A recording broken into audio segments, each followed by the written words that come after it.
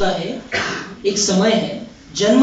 जन्म का समय है, मरण का भी समय है, बोने का समय है और बोए हुए को उखाड़ने का भी समय है, घात करने का समय है और चंगा करने का भी समय है, ढा देने का समय है और बनाने का समय है, रोने का समय है और हंसने का भी समय है, छाती पीटने का समय है और नाचने का भी समय है, पत्थर फेंकने का समय है और पत्थर बटोरने का भी समय है, गले लगाने का समय है और गले लगाने से रुक लेने का भी एक समय है, ढूंढने का समय है और खो देने का भी एक समय है, बचा रखने का समय है और फेंक देने का भी एक समय है, फाड़ने का एक समय है और सीने का भी एक समय है, चुप रहने का एक समय है और बोलने का भी एक समय है, प्रेम करने का भी एक समय है और बैर करने का भी एक समय है।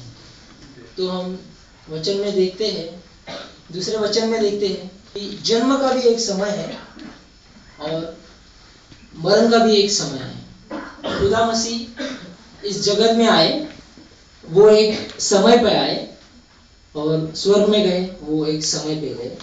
हम देखते हैं गलतियों के पत्र से 4:4 में, अगर किसी को मिलता है तो प्लीज पढ़े। गलतियों का पत्र से 4 अध्याय 4 वचन।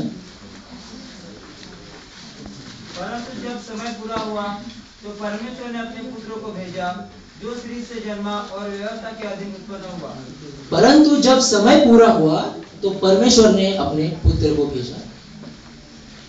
देखो, यहाँ एक समय है, यहाँ पर भी एक समय है।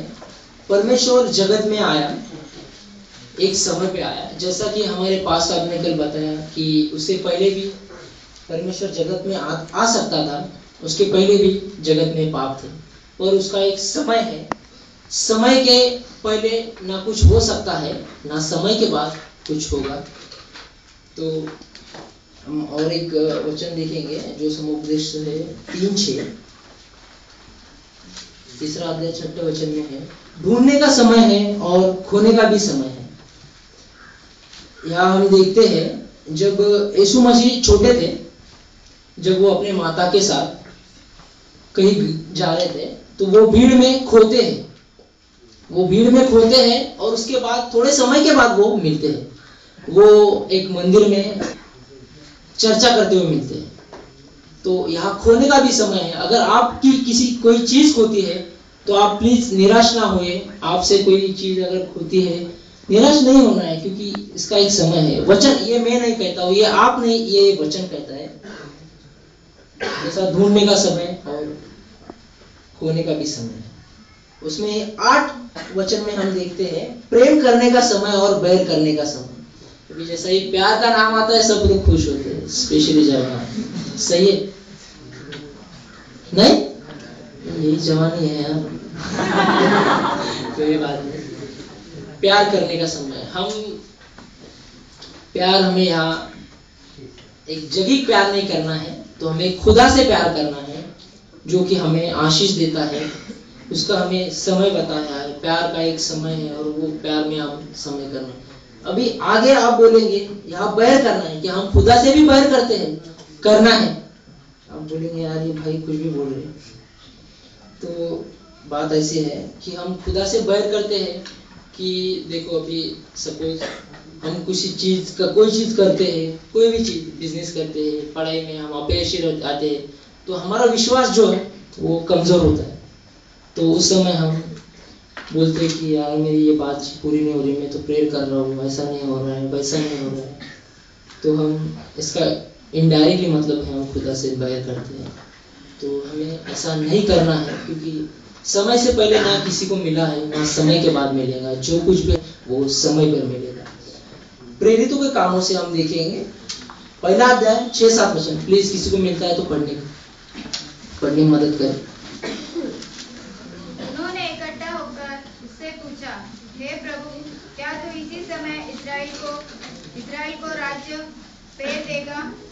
उसने उनसे कहा, उन रोमियों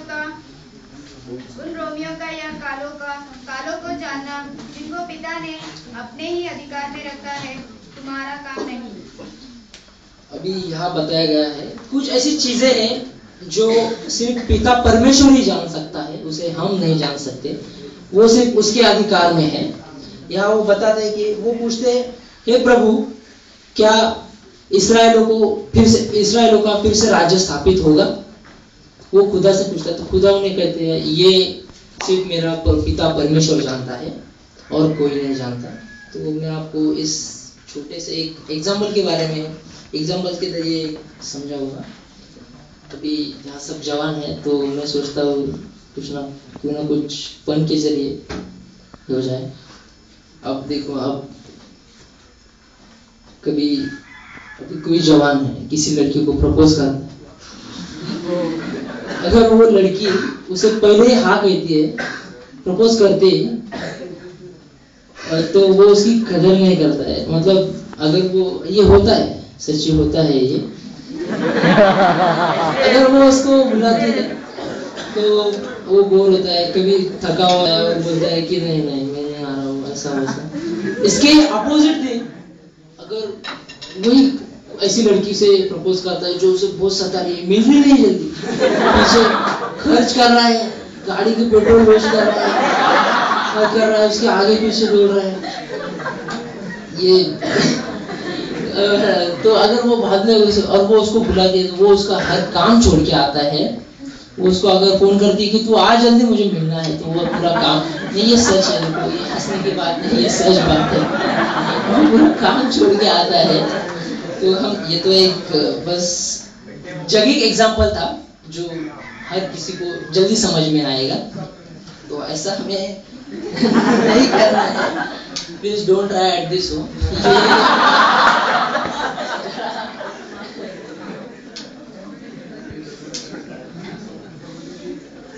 ऐसा ही है कि हम किसी चीज को अगर पाने की कोशिश करते हैं, अगर वो चीज हमें जल्दी मिलती है तो हम उसकी कदर नहीं करते।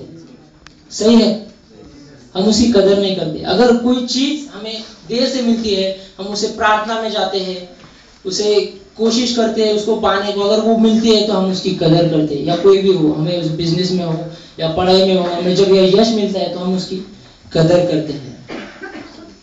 परमेश्वर हर चीज जानता है। हमें अगर कोई चीज जल्दी भी नहीं मिल रही, देर से मिल रही, तो इसका मतलब ऐसा नहीं कि परमेश्वर हमें देना नहीं चाहता। परमेश्वर, इसका मतलब ऐसा है कि हम उसकी कदर करें।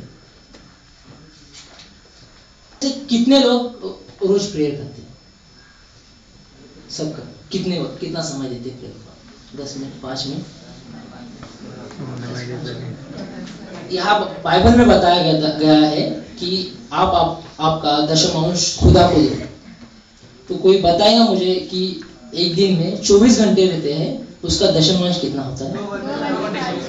2 घंटे 40 मिनट। क्या हम अपना समय इतना खुदा को देते? हमें दशमांश बोले तो क्या भाई, पैसे की बात है, हम पैसे की बात, यहाँ पैसा, खुदा ने पैसा नहीं मांगा है। खुदा ने चाहा है कि हम उसके सामने आए, जो हमारा दशमांश है वो हम खुदा को दें, ताकि खुदा हमें आशीष दे और हर चीज से हमें वो भर दे जो कि हम चाहते हैं और खुदा चाहता है। धन्यवाद देना चाहूँगा। आगे का समय पास्टर साहब।